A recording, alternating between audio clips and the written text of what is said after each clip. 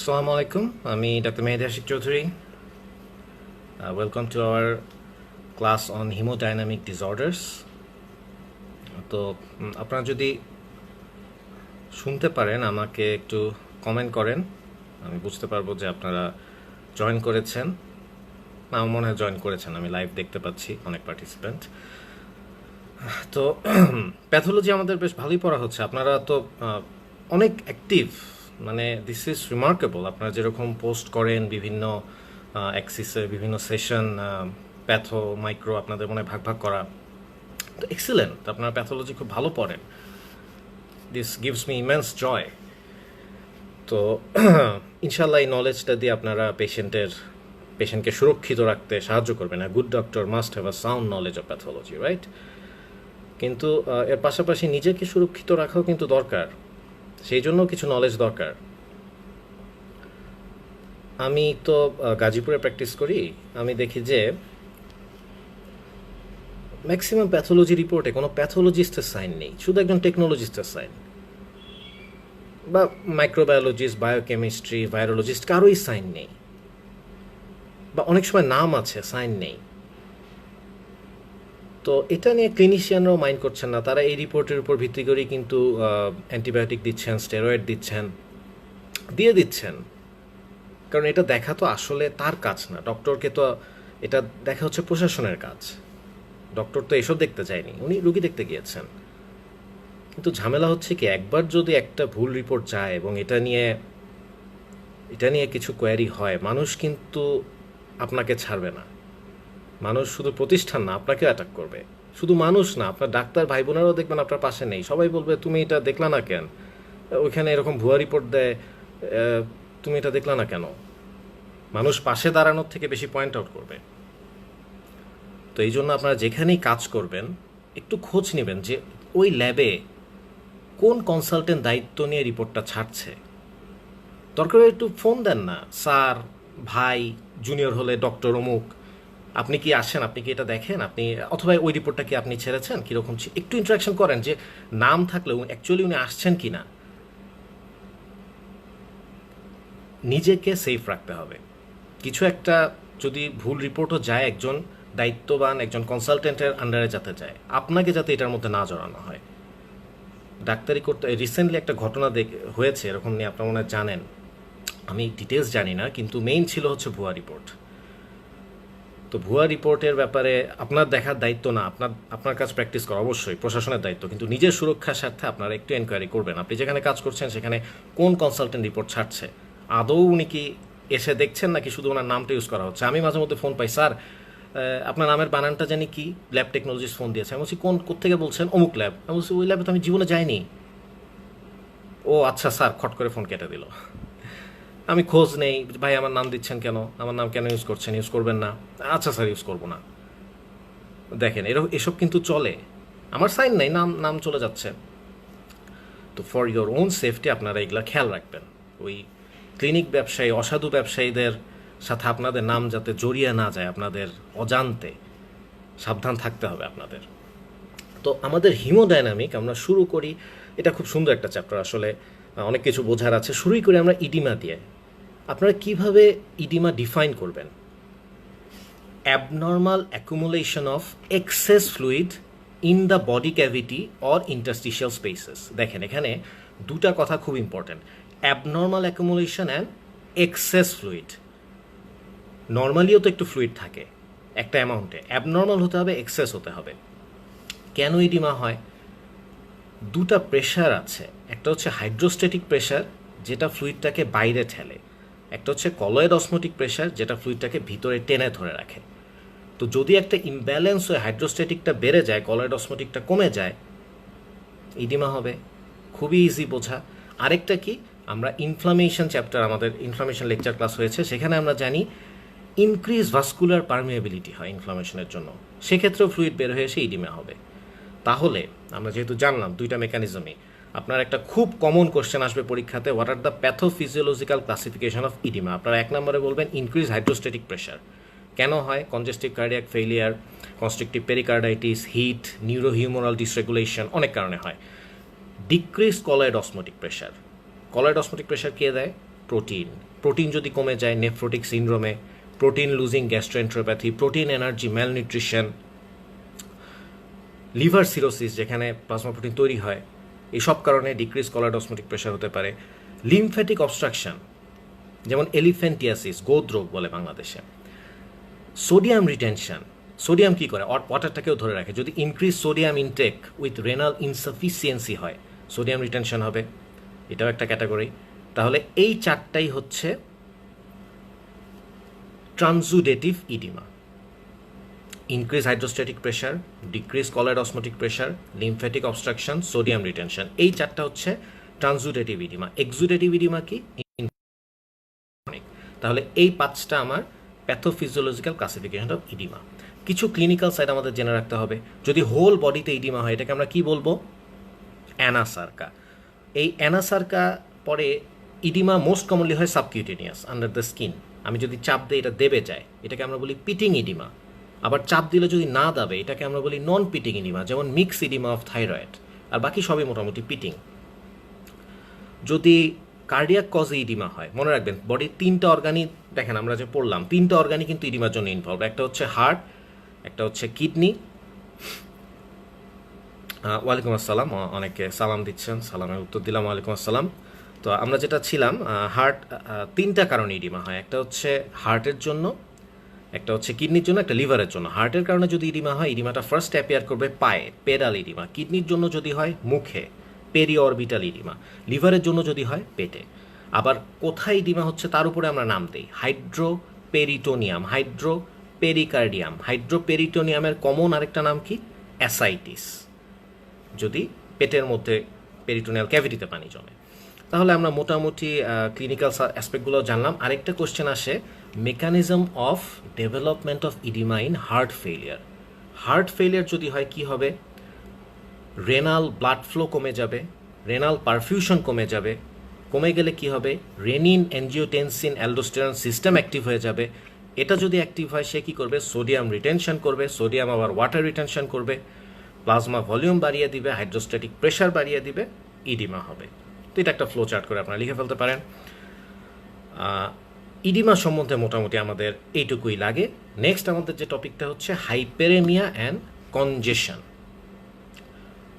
এই দুইটা শব্দের মানেই হচ্ছে লোকালাইজ কালেকশন অফ ব্লাড। হাইপেরেমিয়া হচ্ছে লাল হয়ে যাওয়া, কনজেশন হচ্ছে নীল হয়ে যাওয়া। কারণ হাইপেরেমিয়া হয় আর্টারির ফ্লো বাড়লে, কনজেশন হয় যদি ভেনাস আউটফ্লো কমে যায়।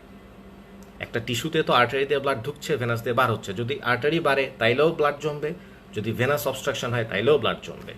আর্টারিয়াল ব্লাডটাকে অক্সিজেনেটেড, লাল, তাইলে হাইপেরেমিয়া হবে রেড, ব্লাশিং। আমাদের মতো মানে এটা বোঝা যাবে হচ্ছে ফর্সা মানুষদের, তাই না? ফর্সা যারা, তাদের ব্লাশ করবে। তাহলে আমাদের মতো যারা, আমাদের কি হাইপেরেমিয়া হয় না? হয়, বোঝা যায় না আর কি কালারের কারণে। আর কনজেশনটা হচ্ছে ব্লু। তাহলে ডিফারেন্স কিন্তু আপনারা বলতে পারবেন, একটা অ্যাক্টিভ, একটা প্যাসিভ, একটা রেড, একটা ব্লু। আর যদি ডিফাইন করি, hyperaemia is a active process where increased arterial blood flow cause localized collection of blood, and congestion is a passive process where decreased venous outflow causes localized accumulation of blood. Congestion আবার acute হয়, chronic হয়। হাইপেরেমিয়াটা কিন্তু ফিজিওলজিক্যালও হয়। congestion is always pathological, এবং এটা ক্রনিকের দুইটা example আমাদের প্রায়ই আসে। একটা হচ্ছে ক্রনিক পালমোনারি কনজেশন, একটা হচ্ছে chronic hepatic congestion. Chronic pulmonary কনজেশনে কি হয়? কনজেস্টিভ কার্ডিয়াক ফেইলিয়ার থেকে সাধারণত এটা ডেভেলপ করে। পালমোনারি সেপ্টাগুলা ইডিমাটাস অ্যান্ড থিকেন হয়ে যায় এবং পালমোনারি ক্যাপিলারি রাপচার হয়। রাপচার হওয়ার কারণে কি হয়? ব্লাডটা বাইরে চলে আসে, আরবিসিটা বাইরে ভেঙে হিমোসিডিন বার হয়। এই হিমোসিডিনটা ম্যাক্রোফেজ এনগালফ করে এবং এই ম্যাক্রোফেজটাকে আমরা বলি হিমোসিডেরিন ল্যাডেন ম্যাক্রোফেজ বা হার্ট ফেইলিয়ার সেল। তাহলে হার্ট ফেইলিয়ার সেল আপনি কোথায় পাবেন? হার্টে? নো, হার্ট ফেইলিয়ার সেল আপনি পাবেন লাংসে, রাইট? কেন এটার নাম? কারণ কনজেস্টিভ কার্ডিয়াক ফেইলিয়ার থেকে এই ক্রনিক পালমোনারি কনজেশন ডেভেলপ করেছে। আবার পালমোনারি কারণেও কিন্তু হার্ট ফেলিয়ার ডেভেলপ করে। ওইটাকে কি বলে? Heart failure due to lung cause, ওটাকে বলে কর পালমোনারি। আবার দেখেন কার্ডিয়াক ফেলিয়ারের জন্য ক্রনিক পালমোনারি কনজেশন হয়। আর আরেকটা হচ্ছে ক্রনিক হেপাটিক কনজেশন, এটাকে আমরা বলি নাটমেক লিভার। কেন বলি, শর্ট নোট চলে আসে অনেক সময়। আপনাদের তো অ্যানাটমির নলেজ খুব ভালো, তাই না? আপনারা অ্যানাটমি ক্লাস করেন, আমি দেখেছি অনেকে নেয় এখানে, আপনারা খুব অ্যাক্টিভ। তো হেপাটিক সেলটা একটু মনে করেন, একটা হেক্সাগোনাল স্ট্রাকচার না হেপাটিক লোবিউলগুলো? হেক্সাগোনাল স্ট্রাকচারের পেরিফেরিতে ভাস্কুলার সাপ্লাইটা প্রেজেন্ট, তাই না? Duct, artery, vein, hepatic duct, বাইল ডাক্ট, হেপাটিক আর্টারি, ভেইন। তাহলে পেরিফেরিতে যদি থাকে, যদি কোনো কারণে ব্লাড সাপ্লাই কম্প্রোমাইজ হয়, কে বেশি অ্যাফেক্টেড হবে? সেন্টার, এটা যেহেতু ব্লাড সাপ্লাই থেকে দূরে, তাহলে সেন্টারে হবে ইররিভার্সিবল ইনজুরি বা নেক্রোসিস, পেরিফেরিতে হবে রিভার্সিবল ইনজুরি বা ফ্যাটি চেঞ্জ। আমরা কিন্তু সেল ইনজুরি জানি, সেল ইনজুরি ক্লাস অবশ্য নেওয়া হয়নি আপনাদের সাথে। তাহলে এই যে সেন্টারে নেক্রোসিস এবং পেরিফেরিতে ফ্যাটি চেঞ্জ, এইটাকে চোখে দেখতে হয়, ডেসক্রিপশনটা এভাবে দিবেন যে আপনারা grossly slightly red brown and depressed central area surrounded by uncongested surrounding hepatic parenchyma gives the appearance of nutmeg. So এটাকে আমরা বলি ক্রনিক হেপাটিক কনজেশন বা নাটমেগ লিভার। আর ক্রনিক পালমোনারি কনজেশনের এরকম একটা নাম আছে, ওটাকে বলা হয় ব্রাউন অ্যাট্রফি অফ লাং বা ব্রাউন ইনডিউরেশন অফ লাং। তো হাইপোরেমিয়া কনজেশনও শেষ। নেক্সট আমরা একটা ইম্পর্টেন্ট টপিকে আসছি, that is thrombosis and embolism. Now thrombus কি? থ্রোম্বোসিস কি? ফার্স্টে thrombosis pretty easy, this is the process of formation of thrombus. শেষ, process of formation of thrombus. Thrombus কি? দেখেন ডেফিনেশনটা খুবই, টিচারও এটার ব্যাপারে সেন্সিটিভ, একটু আপনারা সুন্দর করে ডেফিনেশনটা বলবেন। কি বলবেন? Thrombus is a solid or semi solid mass formed by the constituent of streaming blood in living body।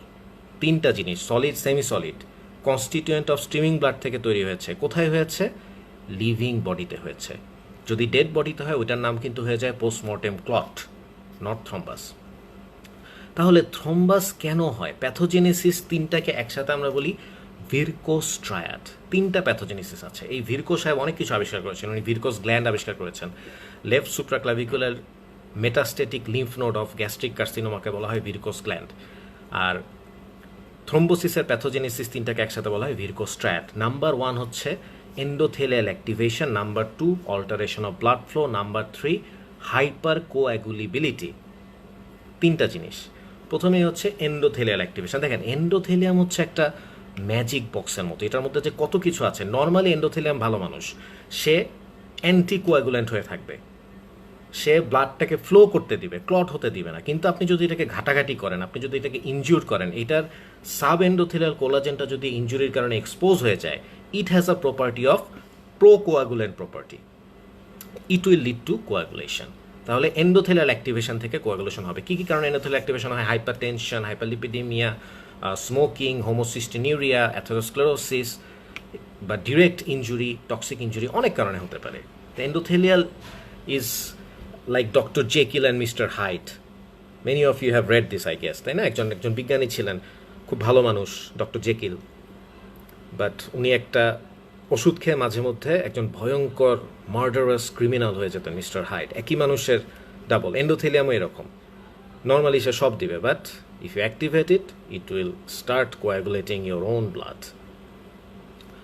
Endothelial activation. পরেরটা কি? Alteration of blood flow. দুই ধরনের হতে পারে। টার্বুলেন্সের জন্য হয় আর্টেরিয়াল থ্রম্বাস, অথবা স্ট্যাসিসের জন্য হয় ভেনাস থ্রম্বাস। টার্বুলেন্স স্ট্যাসিসকে আমরা ইনফ্লামেশন চ্যাপ্টারে পড়েছি, এক্সারসাইজ ক্লাস আছে, আপনারা চাইলে চেক করতে পারেন। তো এগুলোর জন্য কি সমস্যা হয়? টার্বুলেন্স স্ট্যাসিস হলে কি সমস্যা হয়? 1 নম্বর সমস্যা আবারও endothelial activation, disruption of the laminar flow. Laminar flow disrupt হয়ে ব্লাড সেলগুলা ভেসেলের গায়ে লেগে যায়। এই ল্যামিনার ফ্লো, এগুলো সব আমরা ইনফ্লামেশন ক্লাসে ডিসকাস করেছি। 3 number, prevent dilution of the anticoagulant factors by fresh flowing blood. তাহলে তিনটা জিনিস অল্টারেশন অফ ব্লাড ফ্লোর জন্য। এন্ডোথেলিয়াল অ্যাক্টিভেশন হয়, dilution of the anticoagulant by fresh flowing blood. আর লাস্টেরটা হচ্ছে হাইপার কোয়াগুলেবিলিটি। এটা হচ্ছে এমন কিছু ডিজিজ যেখানে ব্লাডে কোয়াগুলেশন বেড়ে যায়, যেমন কনজেনিটাল হচ্ছে মিউটেশন অফ সাম জিন সাচ অ্যাজ মিথাইল টেট্রাহাইড্রোফলেট জিন, ফ্যাক্টর 5, প্রোথ্রম্বিন জিন, এদের জন্য হাইপার কোয়াগুলেবিলিটি হয়। আরও লেস কমনলি হয় protein C, anti thrombin 3, protein C, protein S, এগুলো খুব লেস কমন। আর অ্যাকোয়ার্ড কিছু কজ আছে। অ্যাকোয়ার্ড কজ কী কী আছে? Prolong immobilisation, MI, cancer, antiphospholipid antibody syndrome, heparin induced thrombocytopenia. তো এই নামগুলো আপনাদের একটু মনে রাখতে হবে। These are all about Virchow's triad. এখন থ্রোম্বাসে কিন্তু শেষ নয়, থ্রোম্বাসের মধ্যে আরও কিছু কথা আছে। থ্রোম্বাস অনেক ধরনের হতে পারে। আগেই বললাম আর্টারিয়াল অ্যান্ড ভেনাস থ্রোম্বাস। তো আপনাকে যদি জিজ্ঞেস করে what are the difference between arterial and venous thrombus, আমরা বাই দিস টাইম একটা জানি, আর্টারিয়াল থ্রোম্বাস হয় টার্বুলেন্স থেকে, ভেনাস থ্রোম্বাস হয় স্ট্যাসিস থেকে। 1 নাম্বার, আর্টারিয়াল থ্রোম্বাস কোথায় কোথায় হয়? করোনারি, সেরিব্রাল, ফিমোরাল, এসব জায়গায় হতে পারে। ভেনাস থ্রোম্বাস কোথায় হয়? ডিপ লেগ ভেইনে। দুইটা ডিফারেন্স পেয়ে গেলাম। আর্টারিয়াল থ্রোম্বাস প্রোপাগেট করে, মানে সামনের দিকে যদি বাড়ে, কোন দিকে বাড়বে? ডিরেকশনটা কি? রেট্রোগ্রেড। ভেনাস থ্রোম্বাসটা অ্যান্টেরোগ্রেড। মানে কি দেখেন, দুইটাই হচ্ছে টুয়ার্ডস হার্ট। আর্টারি তো হার্ট থেকে দূরে যাচ্ছে, সো সে যদি প্রোপাগেট করতে হয় তাকে করতে হবে রেট্রোগ্রেড, হার্টের দিকে। আর ভেনাস তো হার্টের কাছেই ব্লাড নিয়ে আসে, so it will do anterograde. আর arterial thrombus are frequently occlusive and venous thrombus are almost always occlusive. almost always occlusive. তাহলে দেখেন অনেকগুলো ডিফারেন্স পেয়ে গেলেন। আরেকটা ডিফারেন্স জিজ্ঞেস করে antemortem clot, postmortem clot. Antemortem ক্লটটা হয় একটু স্টিকি, অ্যাটাচ থাকে, পোস্টমর্টেমটা একটু ডিটাচ থাকে, ফ্রায়াবল থাকে। অ্যান্টিমর্টেম ক্লটের মধ্যে লাইন অফ জান থাকে, লাইন অফ জান, ZAHN। পোস্টমর্টেম ক্লটটা এটা থাকে না, এটা দেখতে হয় আপার পোর্শনটা হয় কারেন্ট জেলির মতো, লোয়ার পোর্শনটা হয় চিকেন ফ্যাট, লুকস লাইক আপার portion current jelly, lower portion chicken fat appearance. তাহলে এই হচ্ছে ডিফারেন্স। লাইন অফ জানটা কি, তাই না? লাইন অফ জানটা কি? ভেনাস থ্রোম্বাস যদি হয়, এটার আরেকটা নাম হচ্ছে ফ্লেবোথ্রোম্বোসিস। ফ্লেবোথ্রোম্বোসিসের কিছু স্টেপ আছে। ফার্স্টটা কি? প্রাইমারি প্লাটিলেট থ্রোম্বাস বা প্রাইমারি প্লাটিলেট ক্লট। তারপরে এই প্লাটিলেট এবং ফিব্রিন ডিপোজিশন হবে, তারপরে একটু আরবিসি হবে, আবার প্লাটিলেট অ্যান্ড ফিব্রিন ডিপোজিশন হবে। এই যে alternate layer of platelet and fibrin with RBC gives a appearance of dark zone and light zone. আরবিসিটা একটু ডার্ক, প্লাটিলেট ফিব্রিনটা একটু লাইট। এই অ্যাপিয়ারেন্সটাকে বলা হয় লাইন অফ জ্যান। এটা যখন ডেভেলপ করে এটাকে আমরা বলি কোরালিন থ্রোম্বাস, মানে কোরালের মতো একটা, প্রাচীরের মতো একটা চেহারা নেয়। তাহলে primary platelet clot, coralline thrombus, যখন এটা অক্লুশন করে ফেলে অক্লুসিভ ক্লট, অক্লুশনের পরে যখন একটা লং স্ট্যাটুটরি কলাম তৈরি হয় প্রোপাগেটেড ক্লট, যখন এটা একটা ভেনাস অস্টিয়াম থেকে আরেকটা ভেনাস অস্টিয়ামে চলে যায় এটাকে বলা হয় প্রোপাগেটেড ক্লট। তার আগেরটা হচ্ছে কনজিকিউটিভ ক্লট, সরি 4 নাম্বার স্টেপটা হচ্ছে কনজিকিউটিভ ক্লট। তাহলে 5টা step: primary platelet clot, occlusive thrombus, primary platelet clot, coralline thrombus, occlusive thrombus, consecutive clot, propagated clot. 5টা স্টেপে আমাদের ফ্লেবোথ্রম্বোসিস হচ্ছে, এবং কোরালিন থ্রম্বাস যেখানে, সেখানে আমরা লাইন অফ জ্যান পাচ্ছি। আর আরও কিছু হয়, মিউরাল থ্রম্বাস। এটা মানে কি? কার্ডিয়াক চেম্বার বা অ্যাওর্টার লুমেনাম যদি হয় এটাকে বলি মিউরাল থ্রম্বাস। আরেকটা আমরা বলি ভেজিটেশন। ভেজিটেশন কি? যদি হার্ট ভালভে হয় এটাকে বলি ভেজিটেশন। আবার এই থ্রম্বাসটা যদি ইনফেক্টেড হয়ে যায়, ব্যাকটেরিয়া এসে, এটাকে আমরা বলি ইনফেক্টিভ ভেজিটেশন, যেমন হয় ইনফেক্টিভ এন্ডোকার্ডাইটিস। আবার নন ব্যাকটেরিয়াল থ্রম্বোটিক এন্ডোকার্ডাইটিসও হয়, ওটা ইনফেকশন নাই। আবার লিবম্যান স্যাক এন্ডোকার্ডাইটিস হয়, এটা হয় এসএলির সাথে, সেটাও একটা ফর্ম অফ ভেজিটেশন। তাহলে মিউরাল থ্রম্বাস, ভেজিটেশন, এটা আমরা বুঝলাম। আর্টারিয়াল থ্রম্বাস, ভেনাস থ্রম্বাসের ডিফারেন্স আমরা জানলাম, ফ্লেবোথ্রম্বোসিসের স্টেপসগুলো আমরা বুঝলাম, অ্যান্টিমর্টেম পোস্টমর্টেম ক্লটের ডিফারেন্সও আমরা জানলাম। তো সবই আমাদের রিটেন ফাইবার জন্য বেশ ইম্পর্টেন্ট। আর লাস্টলি একটা খুব কমনলি আসে, what are the fate of thrombus. নাম শুনলেই আপনারা বুঝতে পারবেন, নামগুলোই লাগে: propagation, embolisation, dissolution, recanalisation, organisation. Propagation, embolisation, dissolution, recanalisation, organisation. ভিতরে আর গেলাম না, এটা সাধারণত নাম লিখলেই আমরা ফুল মার্কস দিয়ে দিই, সেলফ এক্সপ্ল্যানেটরি মোটামুটি। তো তো এই থ্রোম্বাসটা তো তৈরি হলো, এটা যদি ডিটাচ হয়ে ছুটে আরেকটা কোথাও চলে যায়, ব্লাডে ফ্লো করতে করতে আরেক জায়গায় যে ওইখানে বসে যে অক্লুশন করে, this is called embolism. So if we define it, it is a detached intravascular, solid, semi-solid or liquid mass that is carried by the flowing blood to a site distant from its point of origin. আশা করি বুঝতে পেরেছেন. একটা জিনিস দেখেন, thrombus কিন্তু solid বা semi solid হয়, embolism কিন্তু সলিড, সেমি সলিড, লিকুইড তিনটাই হতে পারে. ফ্লুইড দিয়ে এম্বোলিজম হয়, বাট 99% ক্ষেত্রে এম্বোলিজম হবে থ্রোম্বাস থেকে. সো এটা আরেকটা নাম হচ্ছে থ্রোম্বো এম্বোলিজম. বাট 1% ক্ষেত্রে কিন্তু ফ্যাট এম্বোলিজম হয়, এয়ার এম্বোলিজম হয়, অ্যামনিওটিক ফ্লুইড এম্বোলিজম হয়, even tumour fragment, even bullet, এগুলো এম্বোলিজম হয়ে যায় যদি বডিতে আটকে থাকে. সো আমাদের তাহলে ডিফারেন্ট টাইপস অফ এম্বোলিজমগুলো একটু জানতে হবে. আমরা প্রথমেই সবচেয়ে ইম্পর্টেন্ট যেটা রিটেনের জন্য, ভাইবার জন্য, that is pulmonary embolism. Pulmonary embolism মানে এম্বোলিজম তো মূলত দুই ভাগে হবে, একটা হচ্ছে পালমোনারি, একটা সিস্টেমিক. সার্কুলেশন তো দুইটা, তাই না? তো পালমোনারি এম্বোলিজমটা কোথা থেকে হয়? ডিপ লেগ ভেইন থেকে সাধারণত হয়. সেখান থেকে যখন উঠে এটা ফিমোরাল আর্টারিতে ঘুরে ঘুরে এটা হার্টে চলে আসে. এই জন্য কিন্তু এখন, আগে বলা হতো অপারেশনের পরে পেশেন্ট অনেক দিন বেড রেস্টে থাকেন, এখন কিন্তু ইভেন কার্ডিয়াক প্রসিজারের পরেও, যেমন আমাদের মেডিকেল কলেজের প্রিন্সিপাল স্যার, ওনার একটা স্টেন্টিং হয়েছে, উনি দেখি 3-4 দিন পরেই অফিসে চলে এসেছেন. তো এখন আসলে কি বলে যে আপনি যত তাড়াতাড়ি রুগীকে মোবিলাইজ করবেন, ঠিক আছে, আপনি রুগীকে বেশি prolonged immobilization will cause a hypercoagulability state and may lead to pulmonary embolism. We must prevent that. তো তাড়াতাড়ি আমরা চেষ্টা করব রুগীকে মোবিলাইজ করতে. পালমোনারি এম্বোলিজমের ফেটটা জিজ্ঞেস করা হয়, what are the fates of pulmonary embolism. Luckily 60 to 80% are silent, কোনো সমস্যা হয় না. But when more than 60% of the pulmonary circulation is involved by the embolism, it may cause cardiovascular collapse or cor pulmonale, sudden cardiac death, এগুলো হয়ে যেতে পারে. আর যদি এটা মিডিয়াম সাইজ আর্টারিকে ইনভলভ করে, লেস দেন 60%, সেক্ষেত্রে হেমোরেজ, ইনফ্রাকশন এসব হতে পারে. যদি এটা এসে বাইফার্কেশন অফ দ্য ট্রাকিয়াতে বসে যায়, এটাকে আমরা বলি স্যাডেল এম্বোলাস, স্যাডেল, ঘোড়ার স্যাডেলের মতো. আবার অনেক সময় হার্টে যদি ডিফেক্ট থাকে, পালমোনারি এম্বোলিজম এই ডিফেক্টের মাধ্যমে এক সাইড থেকে আরেক সাইডে চলে যেতে পারে. এটাকে বলা হয়, মানে পালমোনারি থেকে সে সিস্টেমিক সার্কুলেশনে চলে যেতে পারে, রাইট টু লেফটে চলে যেতে পারে. এটাকে বলা হয় paradoxical emboli. So these are the fates of pulmonary embolism. আর সিস্টেমিক এম্বোলিজমে তাহলে একটা সোর্স পেয়ে গেলাম, paradoxical emboli, right? But 80% systemic embolism will arise from cardiac chamber, 80%. বাকি 15% আননোন অ্যান্ড 5% আর প্যারাডক্সিক্যাল. এবং এটা কোথায় কোথায় যায়? মোস্টলি এটা যায় লোয়ার এক্সট্রিমিটিতে. 80% it will go to the lower extremity, rest it will affect the brain, spleen or intestine etcetera.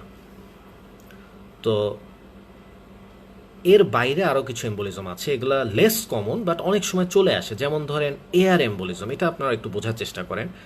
একটা মানুষ যখন অনেক হাই প্রেশারে ব্রিথ করে, কি হয়, আমাদের বাতাসের ম্যাক্সিমাম তো nitrogen. This nitrogen dissolve in our blood and when the person undergoes rapid depressurisation, ধরেন ডুবুরি অনেক তাড়াতাড়ি উপরে উঠছে বা প্যারা জাম্পার উপর থেকে অনেক তাড়াতাড়ি নামছে, র্যাপিড ডিপ্রেশারাইজেশন হইলে এই ডিজলভ গ্যাসটা বের হয়ে আসে as bubbles and causes embolism. This is called air embolism. এই বাবলটা যদি লাংসে চলে যায়, আমরা বলি চোকস, শ্বাসকষ্ট. যদি স্কেলিটাল মাসেলে চলে যায়, প্রচণ্ড ব্যথা হয়ে পেশেন্ট বাঁকা হয়ে যায়, এটাকে বলে বেন্ডস.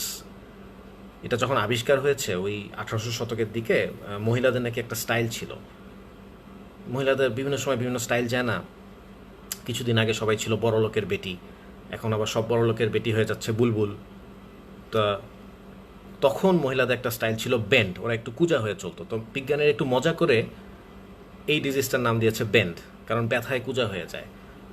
তাহলে ফিচার হচ্ছে কি বেন্ডস অ্যান্ড চোকস. আরেকটাকে বলে ক্রনিক এয়ার এম্বোলিজম, সেখানে ischaemic necrosis of the femur হয়. আর এই এয়ার এম্বোলিজম আরেকটা নাম হচ্ছে কাইসন ডিজিজ. কেন কাইসন ডিজিজ? কারণ কাইসন একটা ছিল ভেসেল মেকার্স স্ট্রাকচার, জাহাজের নিচে যারা কাজ করতো, জাহাজের তলাটা তৈরি করতো, তাদের মধ্যে প্রথম এই ডিজিজটা ডেভেলপ করছিল। এই জন্য এটার নাম হয়েছে হিস্টোরিক্যালি কাইসন্স ডিজিজ। তো এয়ার এম্বোলিজম ছাড়া ফ্যাট এম্বোলিজম আছে। ফ্যাট এম্বোলিজম, ফ্যাট কোথায় থাকে? বোন ম্যারোতে, মানে বোন ম্যারো কই? বোনসের ভিতরে। তাহলে ফ্যাট এম্বোলিজম কেন হবে? যদি কোনো বোন ফ্র্যাকচার হয়, লং বোন ফ্র্যাকচার হয়, এই ফ্যাটটা বের হয়ে আসে। এই ফ্যাটটা বের হয়ে এসে কী করবে? এই ফ্যাটের একটা প্রপার্টি কি জানেন? সে ঘুরতে ঘুরতে প্লাটিলেটগুলোকে অ্যাডহেশন করে ফেলে এবং তারপরে সে লাংসে যেতে পারে, পালমোনারি ইনসাফিসিয়েন্সি হবে, ব্রেইনে যেতে পারে, নিউরোলজিক্যাল ইনসাফিসিয়েন্সি হবে। আর এই যে প্লাটিলেটগুলোকে সে তুলে ফেলছে, তখন কি হচ্ছে? ব্লিডিং হচ্ছে, কারণ প্লাটিলেট ডিপ্লিশন করছে। তাহলে ফ্যাট এম্বোলিজমে পালমোনারি আর নিউরোলজিক্যাল ইনসাফিসিয়েন্সির পাশাপাশি ব্লিডিংও হতে পারে। আরেকটা থাকলো অ্যামনিওটিক ফ্লুইড এম্বোলিজম। এটা কেন? If there is a rupture in the placenta, যদি কোনো ফিটাল পার্ট, লানুগো হেয়ার বা কিছু অ্যামনিওটিক ফ্লুইড ম্যাটারনাল সার্কুলেশনে চলে যায়, অ্যামনিওটিক ফ্লুইডের মধ্যে প্রোস্টাগ্ল্যান্ডিন থাকে, and it causes disseminated intravascular coagulation. So amniotic fluid embolism, even though rare but very serious. DIC হয়ে যায়, তাই না? ডিআইসি কি আমরা তো জানি, ডিআইসি যে প্যারাডক্সিক্যাল ডিজিজ, কনজামশন কোয়াগুলোপ্যাথি। এখানে wide spread activation of the clotting factors in the microcirculation. তাহলে এখানে ব্লিডিং হয় কেন? কারণ এত অ্যাক্টিভেশন হয় যে একসময় ক্লটিং ফ্যাক্টরগুলো ইউজড আপ হয়ে যায়, শেষ হয়ে যায়। Consumption coagulopathy. তো যদিও ক্লটিং ফ্যাক্টর অ্যাক্টিভেশনে কোয়াগুলেশন হওয়ার কথা, এখানে হচ্ছে ব্লিডিং। এই জন্য এটা একটা প্যারাডক্সিক্যাল ডিজিজ। তো আমরা মনে হয় একটু ফাস্ট যাচ্ছি, তো আপনারা যেটা বুঝবেন না আপনারা প্লিজ ক্লাসের শেষে কোয়েশ্চেন করবেন, আমরা আবার রিপিট করব। এখন থ্রোম্বোসিস গেল, এম্বোলিজম গেল, নেক্সট একটা টপিক হচ্ছে ইনফার্কশন। কে জানি কাকে বলছে তুমি থার্ড ইয়ারে পড়ো। আমি কিন্তু অ্যাকচুয়ালি থার্ড ইয়ারের স্টুডেন্টদের এনকারেজ করব, কারণ এই সময়টা যে আপনারা বসে আছেন, আপনারা একটু প্যাথোলজিটা একটু হেড স্টার্ট করে ফেলেন। কারণ প্যাথোলজি কখনোই এক বছরে পড়ে শেষ হয় না। এটা আমরা 2 বছর পড়েছি, আমার আম্মু ডক্টর, আমার আম্মু 2 বছর পড়েছে, আপনারা মাত্র 1 বছর পড়ছেন। কারণ এই সিলেবাসটা একটু ফল্টি, এই সিলেবাসটা চেঞ্জ হওয়া দরকার। চেঞ্জ হবে, আমরা সবাই মিলে এটার এগেনস্টে বলেছি, এবং একটা সিলেবাস চেঞ্জ হতে আসলে 10 বছর লাগে। তো 2012-তে হয়েছিল, 2022-এ আবার এটা চেঞ্জ হয়ে প্যাথোলজি 2 বছরই হবে আশা করা যায়। তো আপনারা যারা এখন থার্ড ইয়ারে আছেন, তো আপনারা অবশ্যই চেষ্টা করবেন এই সময়টা একটু প্যাথোমাইক্রোফার্মা একটু আপনারা একটু শুরু করে ফেলেন। যদি আপনাদের কমেট ফরেন্সিক পড়া হয়ে যায়, সেক্ষেত্রে আপনারা একটু শুরু করেন। 1 বছরে তো হয়ে যাওয়ার কথা, তাই না? তো যাই হোক, আমরা নেক্সট যে টপিকটা বলবো, দ্যাট ইজ ইনফার্কশন। ইনফার্কশনটা কি? Area of ischaemic necrosis due to impairment of arterial supply or venous drainage. দুইটা কারণেই হতে পারে, এবং এই নেক্রোসিসটা অলওয়েজ কোয়াগুলেটিভ নেক্রোসিস। ঠিক আছে, সেল ইনজুরিস চ্যাপ্টার যদি মনে থাকে, all ischaemic necrosis are coagulative necrosis except brain, that is liquefactive necrosis. তাহলে ইনফার্কশন 2 ধরনের হয়, red infarct, white infarct. Red ইনফার্ক্টটা হয় ভেনাস ইনফার্কশনের কারণে। রেড যেহেতু ভেইন, কিছুটা ব্লাড তো আছে, সো এটা একটু রেড। এটা কোথায় হয়? যেখানে ডুয়াল সার্কুলেশন, যেমন ধরেন লাং, ইন্টেস্টাইন, 2টা আর্টারি যায়, এই জন্য এটা একটু সার্কুলেশন থাকে। লুজ অর্গান, এক জায়গায় ইনফেকশন হলেও ব্লাডটা সিপ করে আরেক জায়গায় যাতে আসতে পারে, যেমন ধরেন lung, loose organ. Previously occluded area, অথবা reestablishment of blood flow in some area. যদি আমরা কোনো অ্যান্টি থ্রম্বোটিক এজেন্ট দিয়ে রিস্টাবলিশমেন্ট করতে যাই, সেখানে এই ভেনাস ইনফার্কশনটা হতে পারে। তাহলে 5টা জিনিস পেলাম আমরা। রেড ইনফার্ক্ট কি? ভেনাসের জন্য হয়, রিএস্টাবলিশমেন্টের জন্য হয়, লুজ স্পঞ্জি অর্গানে হয়, ডুয়াল সার্কুলেশন আছে এমন অর্গানে হয়। তাহলে হোয়াইট ইনফার্ক্ট কী হবে? আর্টারির জন্য হবে, যেটা সলিড অর্গান, যেমন ধরেন হার্ট, কিডনি, স্প্লিন, এগুলোতে হবে, এবং যেটার সিঙ্গেল সাপ্লাই অথবা end arterial supply, not dual, সেক্ষেত্রে হতে পারে ইনফার্কশন, রাইট? তাহলে ইনফার্কশনের শেপ সবসময় হয় ওয়েজ শেপড, মাকুর মতো দেখতে। তাহলে আপনারা রেড ইনফার্ক্ট, হোয়াইট ইনফার্ক্ট দুইটার ডিফারেন্স করতে পারবেন আশা করি। আরেকটা কোয়েশ্চেন আসে, what are the factors influencing development of infarction? 4টা ফ্যাক্টর আছে। একটা হচ্ছে anatomical pattern of vascular supply, already বুঝে গিয়েছেন, কেউ ডুয়াল সার্কুলেশন, কেউ সিঙ্গেল। ডুয়াল হলে আস্তে আস্তে, সিঙ্গেল হলে তাড়াতাড়ি। ভালনারেবিলিটি টু টিস্যু হাইপোক্সিয়া, বডির এক এক সেলের ভালনারেবিলিটি এক এক রকম। ব্রেইনে যদি 3 মিনিট ব্লাড না যায় ব্রেইন ডেথ হয়ে যাবে, হার্টে যদি আধা ঘন্টা না যায় এমআই হয়ে যাবে। আবার ফাইব্রোব্লাস্ট কিন্তু 12 ঘন্টা 24 ঘন্টা পর্যন্ত ব্লাড ছাড়া থাকতে পারে। সো ভালনারেবিলিটি একটা issue. Rate of development of infraction, কোনো অর্গানে তাড়াতাড়ি ডেভেলপ করে, কোনো অর্গানে আস্তে আস্তে। যেটার কোল্যাটারাল সার্কুলেশন আছে সেখানে ইনফ্রাকশন লেট হবে, তাড়াতাড়ি হবে না। 4 number, oxygen content of blood, যার অ্যানিমিয়া আছে, যার সায়ানোসিস আছে, তার একটু তাড়াতাড়ি হবে। যে হাই অল্টিটিউডে আছে, অক্সিজেন কম পাচ্ছে ব্লাডে, তার তাড়াতাড়ি হবে। তাহলে 4টা: anatomical pattern of vascular supply, vulnerability to tissue hypoxia, rate of development and oxygen content of blood. তো ইনফেকশনও হয়ে গেল। লাস্ট আমরা সবচেয়ে important topic, arguably most important topic of this chapter is shock. আমরা প্রথমে পড়েছিলাম ইডিমা, এটা হচ্ছে কমপ্লিটলি আরেক স্পেকট্রামের। শক, ইডিমা ছিল এক্সেস ফ্লুইড, শক হচ্ছে ডিক্রিজ ফ্লুইড। আমার এক ফ্রেন্ডকে ভাইভাতে জিজ্ঞেস করেছিল শকের কমপ্লিকেশন কি, সে বলেছিল ইডিমা। তো আপনারা এরকম শকিং অ্যান্সার দিয়েন না, হ্যাঁ, এরকম মানে এরকম দুনিয়া উল্টায় দেওয়া অ্যান্সার না দিলেই কিন্তু প্রপ পাস হয়ে যায়, কিন্তু মাঝে মধ্যে কেউ কেউ একদম উল্টায় দিয়ে আসে। দুই স্পেকট্রাম, ঠিক আছে, একটা যদি অ্যাসিডিক হয়, একটা অ্যালকালাইন, একটা ইডিমা, একটা শক। শকের ডেফিনেশন আমি আপনাদের বলি, এটা আপনারা খুব ভালো করে মনে রাখবেন, সবসময়ের জন্য মনে রাখবেন, মেডিসিনের জন্য, রিয়েল লাইফের জন্য ভুল করবেন না, ঠিক আছে, উল্টাপাল্টা করবেন না, আস্তে ধীরে শোনেন, মনে রাখেন। Shock is defined as systemic hypotension due to decreased cardiac output or decreased effective circulatory volume that leads to tissue hypoperfusion and cellular hypoxia. কি জিনিস? হাইপোটেনশন হবে, কেন হবে? কার্ডিয়াক আউটপুট কমে গিয়েছে বা টোটাল সার্কুলেটরি ভলিউম কমে গিয়েছে কোনো কারণে, টিস্যুতে হাইপোপারফিউশন ডেভেলপ করবে, হাইপোপারফিউশন ডেভেলপ করলে সেলুলার লেভেলে হাইপোক্সিয়া হবে। Hypotension, hypoperfusion, hypoxia. প্লিজ ডেফিনেশনটা সুন্দর করে বলবেন। যদি আমরা ক্লাসিফাই করি, কার্ডিয়াক শক, হাইপোভলিমিক শক, সেপটিক শক, অ্যানাফাইলেকটিক শক, নিউরোজেনিক শক। নিউরোজেনিক শকটা হয় যদি কোনো অ্যানাস্থেটিক অ্যাক্সিডেন্ট হয়, নার্ভ ইঞ্জুরি করে ফেলে। অ্যানাফাইলেকটিক শকটা হচ্ছে টাইপ 1 হাইপার সেন্সিটিভিটি, আরেক চ্যাপ্টারে পড়া। কার্ডিওজেনিক শক কেন হয়? MI, arrhythmia, ventricular rupture, cardiac টেম্পোনেট, এসব কারণে হতে পারে। হাইপোভলিমিক শক নাম থেকে বুঝতে পারছেন, যদি ফ্লুইড লস হয়, হেমোরেজ, ভমিটিং, ডায়রিয়া, যে কোনো কারণে ফ্লুইড লস হলে। Septic shock, overwhelming microbial infection, মূলত গ্রাম নেগেটিভ দেওয়া হয়, গ্রাম পজিটিভ দেওয়া হয়। সেপটিক শকের প্যাথোজেনেসিসটা রিটেন ভাইবা 2 জায়গাতে আসেন আমরা এটা আজকে একটু ক্লিয়ার করে ফেলি, যাতে আমরা শুনেই আমরা এটা মনে রাখতে পারি। মনে রাখবেন, সেপটিক শকের প্যাথোজেনেসিসের মূল কথা আবার সেই ম্যাজিক বক্স, সেই doctor Jekyll and mister Hyde, the endothelium.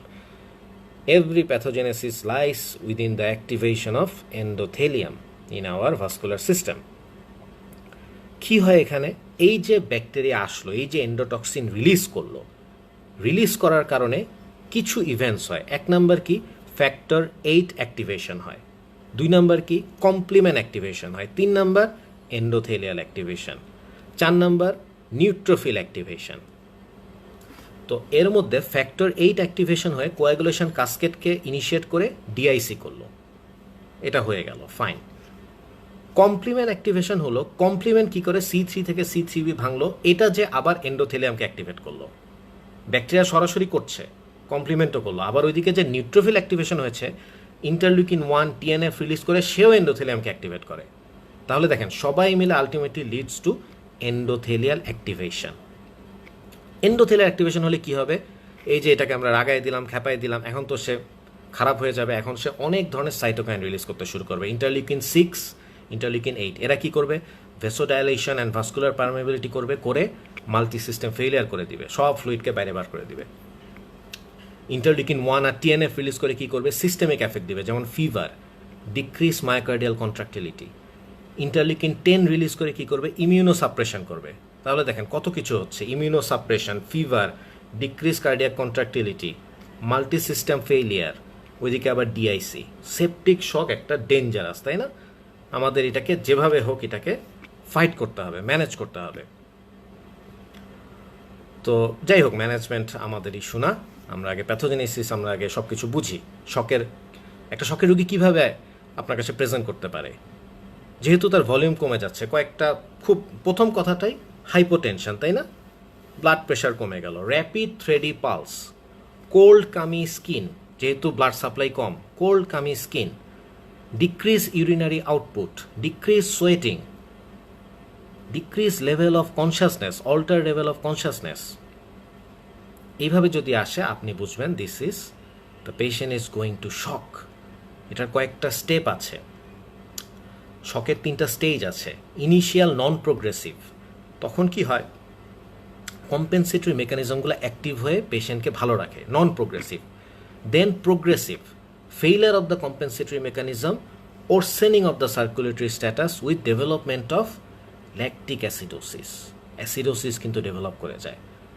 And finally irreversible stage. এখানে আপনি ইভেন পেশেন্টকে ম্যানেজ করলেও পেশেন্টের এন্ড অর্গান ড্যামেজ হয়ে গিয়েছে, এটাকে আর ফিরায় আনা যায় না। So this end organ damage is are the complication of shock. আমরা যদি কোথায় কোথায় হয়, একদম মাথা থেকে আসেন, ইসকেমিক এনকেফেলোপ্যাথি, হার্টের মধ্যে সাবএন্ডোকার্ডিয়াল হেমোরেজ, জোনাল লিশন, লাংসের মধ্যে ডিফিউজ অ্যালভিওলার ড্যামেজ বা শক লাং বলা হয় এটাকে, লিভারে ফ্যাটি চেঞ্জ, অ্যাড্রেনাল গ্ল্যান্ডে কর্টিক্যাল লিপিড সেল ডিপ্লিশন, কিডনিতে acute tubular necrosis. So these are the all end organ damage or complication of shock. তো এখন শকের রোগী তো আপনাদের তো ম্যানেজ করতে হবে, তাই না? শকে আপনারা কী দিয়ে ম্যানেজ করবেন? তো যদিও আমাদের ঠিক চ্যাপ্টার না, তারপরে এটা একটু খুবই যেহেতু ইম্পর্টেন্ট, তাই না? শক তো আপনারা অনেক সময় ফেস করবেন। কোন ফ্লুইডটা দিবেন বলেন তো? এই যে ডিএ আছে, ডিএনএস আছে, সোডিয়াম ক্লোরাইড আছে, হার্টম্যান আছে।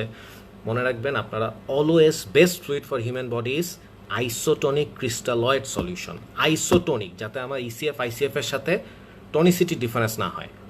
ক্রিস্টালয়েড, কারণ কলয়েড অনেক সময় কিডনিতে ইনজুরি করতে পারে সামটাইম, সো ক্রিস্টালয়েড বেটার। এই ধরনের কী কী আছে? 5% ডিএনএস আছে, 0.9% সোডিয়াম ক্লোরাইড আছে, হার্টম্যান সলিউশন বা রিঙ্গার্স ল্যাকটেট যেটা বলি আমরা, হার্ট সল নামে পাওয়া যায়। These are the fluids of choice for shock. আপনি কি 5% ডিএ দিবেন, ডেক্সট্রোজ্যাকোয়া দিবেন? Never, never. শকে আপনি ডিএ দিবেন না। কেন দিবেন না আমি বলি আপনাকে। ডিএটা কি? এটা তো হাইপোটনিক, তাই না? আপনি যখন ডিএ দিলেন, বডিতে দেওয়া মাত্র এই গ্লুকোজটা কিন্তু সেল আপটেক করে ফেলবে, নর্মাল সেল যদি হয়, তাই না? সে কিন্তু গ্লুকোজ আপটেক করবে। গ্লুকোজ আপটেক করে কি থাকলো? খালি ফ্লুইড থাকলো। সে হয়ে গেল হাইপোটনিক। সে তো আরও কি করবে? তার তো যেহেতু হাইড্রোস্ট্যাটিক প্রেশার কম, সে আরও ফ্লুইডকে সেলের ভিতরে পাঠাবে, সার্কুলেশনে রাখতে পারবে না, উল্টা আরও সেলুলার ইডিমা হবে। সার্কুলেটরি ভলিউম তো বাড়লই না, সেলুলার ইডিমা হয়ে গেল। ধরেন আপনি হাইপোক্যালেমিয়ার ম্যানেজমেন্ট করছেন, আপনি ওই কমার্শিয়ালি অ্যাভেলেবল কে অক্সালেট বা পটাশিয়াম অক্সালেট এগুলো দিবেন, সেটা কি ডেক্সট্রোজ্যাকোয়ার সাথে দিবেন? দিবেন না। একই কারণে। কেন? এখানে কি হয়, এই যে গ্লুকোজটা আপটেক হলো, গ্লুকোজ আপটেক হলে কি ইনসুলিন সিক্রেশন বাড়ে না? ইনসুলিন আবার কি করে? ইনসুলিন করে কি, পটাশিয়ামকে সেলের ভিতরে ঢোকায়, আরও হাইপোক্যালেমিয়া ডেভেলপ করে। তো হাইপোক্যালেমিয়া রুগীকেও দিয়ে দেওয়া যাবে না, শকের রুগীকেও দিয়ে দেওয়া যাবে না। আমি আরও ইলেকট্রোলাইট ইমব্যালেন্স করব, সার্কুলেটরি ভলিউমও বাড়াইতে পারবো না। আমি দিব আইসোটনিক ক্রিস্টালয়েড, সাথে সোডিয়াম ক্লোরাইড বা 5% ডিএনএস, আমি এগুলো দিব। বেস্ট হচ্ছে হার্টসল, বেস্ট হচ্ছে হার্টসল। কেন best? Hartsol is basically 0.9% sodium chloride, তাই না?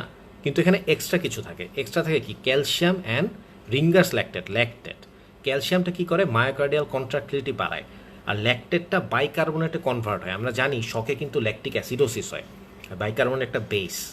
সো এটা কিন্তু এই অ্যাসিডোসিসটাকেও ফাইট করে, একটু বাফার করে ফেলে। সো সব দিক বিবেচনা করে হার্টসল যদি অ্যাভেলেবল থাকে অবশ্যই হার্টসল দিবেন। না থাকলে আপনি ডিএনএস দেন বা নর্মাল স্যালাইন দেন। Never DA, never DA. তাহলে ডিএটা কখন দিব? হাইপার ন্যাট্রিমিয়া হলে আপনি ডিএ দিতে পারেন। হাইপার ন্যাট্রিমিয়া হয়ে আছে, এটা হাইপার অসমোলার সলিউশন, এটাকে আপনি হাইপোটনিক দিলেন, এটা কারেকশন হবে। একটা জিনিস মনে রাখবেন, যে কোনো ইলেকট্রোলাইট ইমব্যালেন্সের কারেকশন কিন্তু আপনারা ওভার অ্যাটলিস্ট 48 আওয়ার্স আস্তে আস্তে করবেন। ফ্লুইডটা কিন্তু হিসাব করে দিবেন, নাহলে কিন্তু আপনি ইডিমা করে ফেলতে পারেন, শক করে ফেলতে পারেন, তাই না? Never, fluid correction should never be rapid. একটা হিসাব করে দিবেন যে আমি এত লিটার এত সময়ের মধ্যে দিব।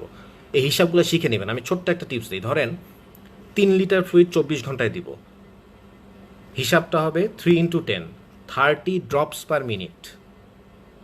লিটার যদি 24 ঘন্টায় দেয় হিসাবটা হবে 3 × 10 30 ড্রপস পার মিনিট।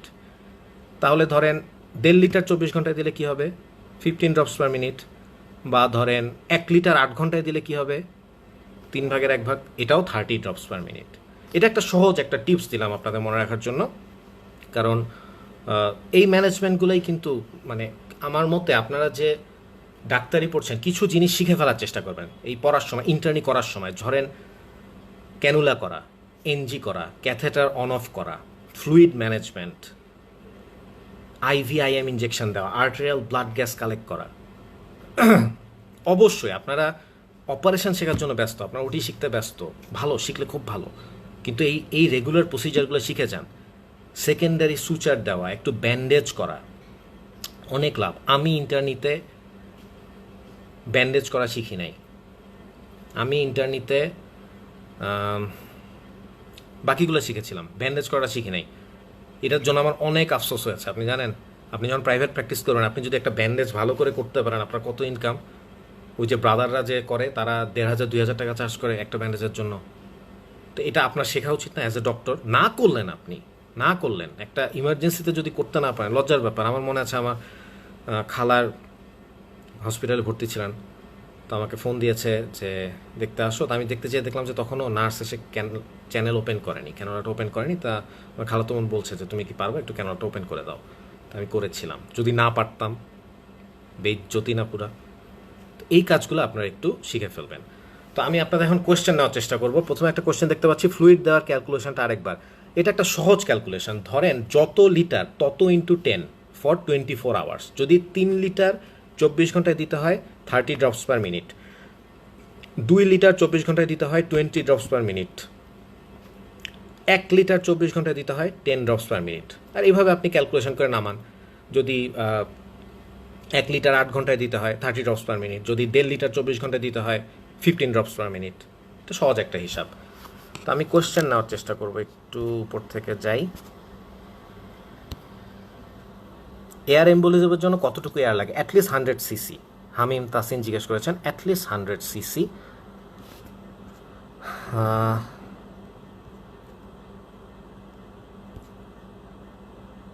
বাপ্পি, আমার প্রাক্তন ছাত্র বাপ্পি, কেমন আছো?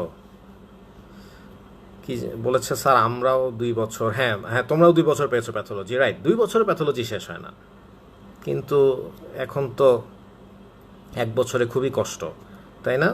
ফরিদ, মাহমুদুল হাসান ফরিদ বলেছেন চেঞ্জ হওয়া দরকার। আমরা এগ্রি করি আপনার সাথে ফরিদ। ও, একজন আবার হামিম তাসিনকে বলে দিয়েছে 100 CC. Very good, very good. বুঝছেন, এটা একটা টেকনিক। আপনি ধরেন ক্লাসে, আপনারা তো টিচার হবেন, তাই না? প্রত্যেক ডাক্তার টিচার হয়। আপনাকে ক্লাসে কেউ কোশ্চেন জিজ্ঞেস করলো, আপনি অ্যান্সার পারেন না। 1 নাম্বার টেকনিক হচ্ছে আপনি বলবেন, আরে সুন্দর কোয়েশ্চেন, আমি জানি তোমাদের মধ্যে অনেকেই পারো, কে পারবা এটা? দেখবেন একজন স্টুডেন্ট আনসার দিয়ে দিল, তাই না? অথবা আরেকটা নিনজা টেকনিক আছে, সেটা হচ্ছে, এটা পরীক্ষায় আসবে না, বসো, যদি আপনি ভুলেই চান। আর যদি আপনি অনেস্ট হন, আপনি বলেন যে আমি এটা তোমাকে দেখে জানাবো, আমি একটু পড়াশোনা করে জানাবো। আমি এটাই বলি।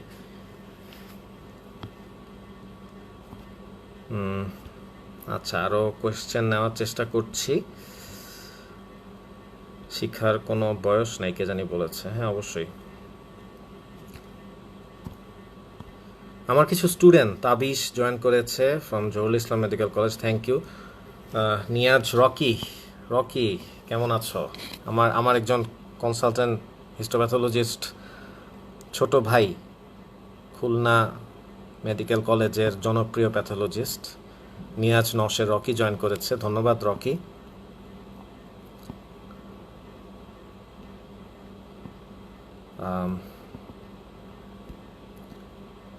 ফ্লুইড দেওয়ার ক্যালকুলেশন বলেছি।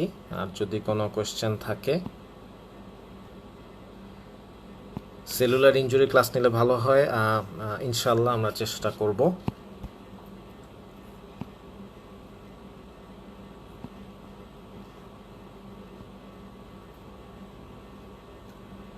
আবিদুর রহিম বলেছেন, বোন ম্যারো থেকে কোনো ডিসঅর্ডারে ফ্যাট যে কি ফ্যাট এম্বোলিজম? সাধারণত না, কারণ ডিসঅর্ডার হলেও তো ফ্যাটটা তো বাইরে বের হতে পারছে না।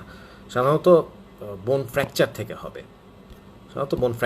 হবে, তো ঠিক আছে, থ্যাংক ইউ। আমার মনে হয় আজকে আমাদের অনেক পড়াশোনা হয়ে গিয়েছে। আপনারা এই চ্যাপ্টার থেকে অবশ্যই ইডিমা, শক এগুলো খুব ভালো করে পড়বেন, ভার্কোস ট্রায়াডটা খুব ভালো করে পড়বেন। বেসিক্যালি আমরা যেই টপিকগুলো ডিসকাস করলাম খুব বেশি করি নাই, শর্ট করেই করেছি, কিন্তু আউটপুটটা আমরা চেষ্টা করবো 100% দেওয়ার। তো থ্যাংক ইউ আপনাদের জয়েন করার জন্য। আমরা আজকে শেষ করে দিব। আশা করি আপনারা সবাই সুস্থ থাকবেন, সেফ থাকবেন। ওই আলিবাবা প্রতিষ্ঠাতা জ্যাক মা একটা কথা বলেছিলেন যে এই সময়টায় সুস্থ থাকাটাই বড় প্রফিট। তো উনি তো ব্যবসায়ী, ব্যবসার ভাষায় বলেছেন। আমরা ডাক্তার, আমরা ডাক্তারি ভাষায় বলবো যে এই সময় সুস্থ থাকাটাই বড় পড়াশোনা, এর চেয়ে বড় পড়াশোনা নাই। তো ভালো থাকেন, সুস্থ থাকেন, ধন্যবাদ।